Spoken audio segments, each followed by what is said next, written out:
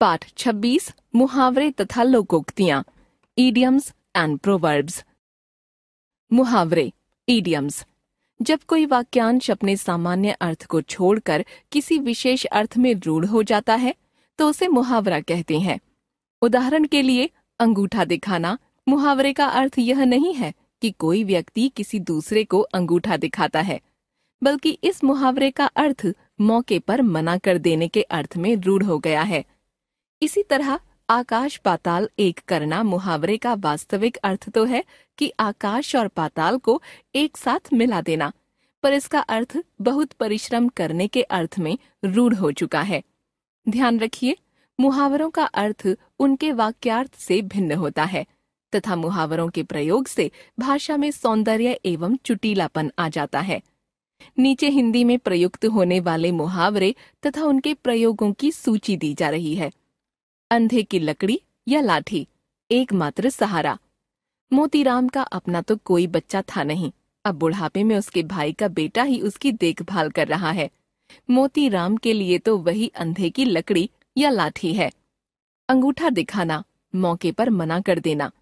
मकान की किश्त चुकाने के लिए जब मोहनलाल ने अपने मित्र से कुछ रुपये मांगे तो उसने अंगूठा दिखा दिया। अक्ल का दुश्मन, मूर्ख व्यक्ति। तुम तो अक्ल के दुश्मन हो, कभी कोई काम ठीक से कर ही नहीं सकते। अक्ल घास चढ़ने जाना, समय पर बुद्धिमानी का कार्य न करना। तुम्हारी तो अक्ल घास चढ़ने गई है, तुम्हें यह पता नहीं चल रहा है कि क्या सही है और क्या गलत। अपना उल्लू सीधा करना, स्वार्थ सिद्ध करना। किसी को फायदा हो या नुकसान, सारे व्यापारी अपना उल्लू सीधा करने में लगे रहते हैं। अपनी खिचड़ी अलग पकाना, साथ मिलकर न रहना। किसी को देश की चिंता नहीं, सारे दल अपनी अपनी खिचड़ी अलग अलग पका रहे हैं। अपने पांव पर आप कुल्हाड़ी मारना, अपनी हानि खुद करना। अच्छी भली नौकरी मिली थी, उसे छोड़कर तुमने अपने पांव पर खुद कुल्हाड़ी मारी है। आंखों का तारा, बहुत प्रिय व्यक्ति। मोहन अपने माँ बाप की आंखों का तारा है। आंखें चुराना, कतराना, सामने न आना। सुमन ने जब से चोरी की है तभी से सब लोगों से आंखें चुराती फिर रही है। आकाश पाताल एक करना, बहुत परिश्रम या यत्न करना। मेडिकल कॉलेज में प्रवेश लेना है तो पढ़ाई में आकाश पाताल एक करना पड़ेगा। आग बबूला होना, बहुत क्रोध करना। काम वाली के रोज रोज के नए बहाने सुनकर मालकिन आग बबूला हो गई। आग में घी डालना, क्रोध को और भड़काना।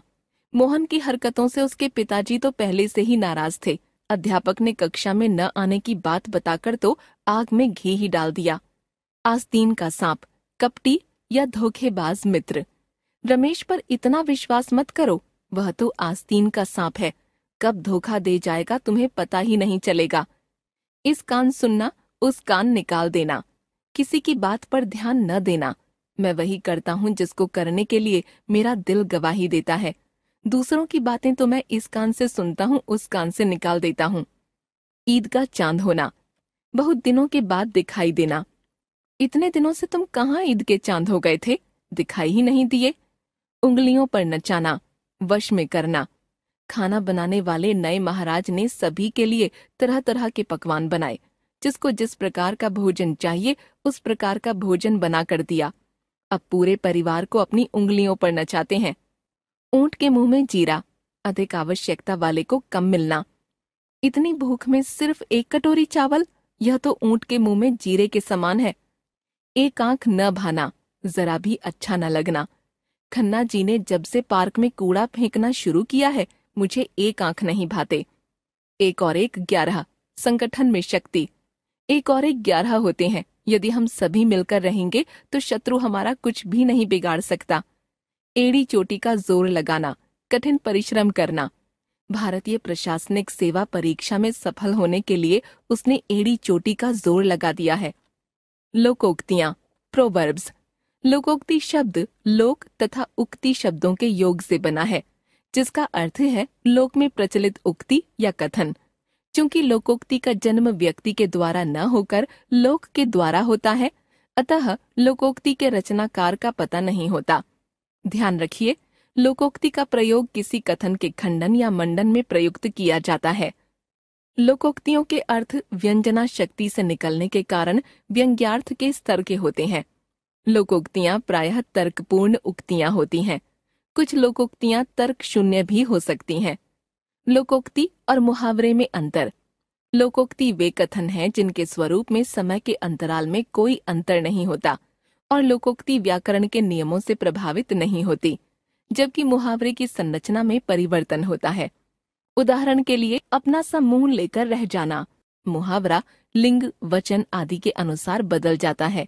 जैसे लड़का अपना सा मुंह लेकर रह गया, लड़की अपना सा मुंह लेकर रह गई। परंतु लोकोक्ति में इस तरह का परिवर्तन नहीं होता। लोकोक्ति यथावत रूप में बनी रहती है। जैसे आंख का अंधा नाम नैनसुख का प्रयोग देखिए। उसका नाम तो है किरोड़ीमल, पर गांठ में एक भी पैसा नहीं है। ऐसे लोगों के लिए ही यह कहा जाता है कि आंख का अंधा नाम नैनसुख। लोकोक्ति एक स्वतः पूर्ण रचना होती है और संरचना के स्तर पर पूर्ण वाक्य होती है, जबकि मुहावरे वाक्यों के अंश होते हैं। पूर्ण वाक्य होने के कारण उनका अंत क्रिया के किसी भी रूप से हो सकता है, जबकि मुहावरे का अंत अधिकांशतः ना युक्त क्रियाओं से होता है। जैसे लोकोक्ति अधजल गगरी छलकत जाए, इस हाथ दे उस हाथ ले, आ बैल मुझे मार आदि। मुहावरा होश उड़ जाना, सीधे मुंह बात न करना, लोहा लेना आदि। नीचे वाक्य प्रयोगों के साथ कुछ लोकोक्तियों के उदाहरण दिए जा रहे हैं। अंधेर नगरी चौपट राजा, टका सेर भाजी टका सेर खाजा। अयोग्य शासक के होने पर चारों ओर अंधेर गर्दी मच जाती है।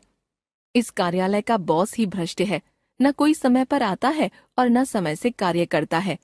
चारों ओर अंधेर नगरी चौपट राजा, टका सेर भाजी टका सेर खाजा जैसी हालत दिखाई देती है। अंधी पी से कुत्ता खाए, काम कोई करे फल किसी और को मिले। रमेश के पिता तो धन कमाते कमाते स्वर्ग से धार गए और अब रमेश और उसका भाई बिना कुछ करे धरे मौज कर रहे हैं। इसी को कहते हैं अंधी पी से कुत्ता खाए। अपना हाथ जगन्नाथ, स्वयं किया कार्य ही श्रेष्ठ होता है। मेरी माताजी का आदर्श सूत्र है, अपना हाथ जगन्नाथ। स्वयं कार्य करने का आनंद ही कुछ अलग है। अकेला चना भाड़ नहीं फोड़ सकता, अकेला व्यक्ति कुछ नहीं कर सकता। एक आदमी कमाए और सब लोग बैठकर खाएं, ऐसा कब तक चलेगा? अकेला चना भाड़ नहीं फोड़ सकता, सबको मिलकर कोई ना कोई काम पकड़ना चाहिए। ईश्वर की माया, कहीं धूप कहीं छाया। भाग्य की विचित्रता। मुंबई में एक और गगनचुंबी अट्टालिकाएं दिखाई देती हैं, तो उन्हीं के सामने झुग्गी और झोपड़ियां। देखिए ईश्वर की माया, कहीं धूप कहीं छाया। ऊंची दुकान फीका पकवान, नाम अधिक गुण कम। राम नरेश के छोले भटूरे पूरे इलाके में मशहूर हैं, पर अब पहले जैसा स्वाद नहीं रहा। अब तो ऊंची दुकान फीका पकवान वाली कहावत है। एक तो करेला दूजे नीम चढ़ा। एक दोष तो था ही, दूसरा और लग गया।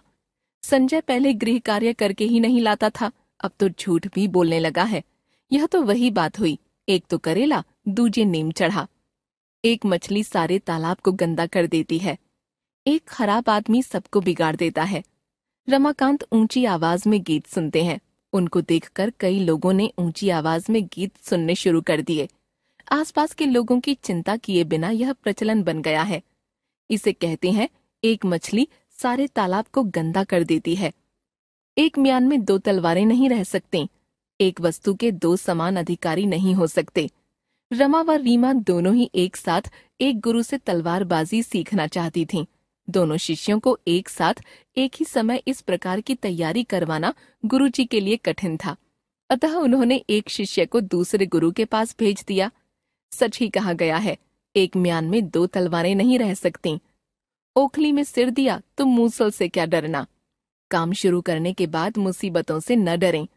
जब आंदोलन के नेता बन गए तो जेल जाने से क्या डर। अरे भैया, जब ओखली में सिर दे दिया तो मूसल से क्या डरना। कहाँ राजा भोज, कहाँ गंगू तेली। दो व्यक्तियों की स्थिति में अंतर होना। परमलाल और रामलाल में क्या समता। एक के यहाँ रोटी के भी लाले हैं और दूसरे के यहाँ लक्ष्मी बरसती है। कहाँ राजा भोज, कहाँ गंगू तेली। का बरसा जब कृषि सुखाने, समय निकल जाने पर मदद करना व्यर्थ है।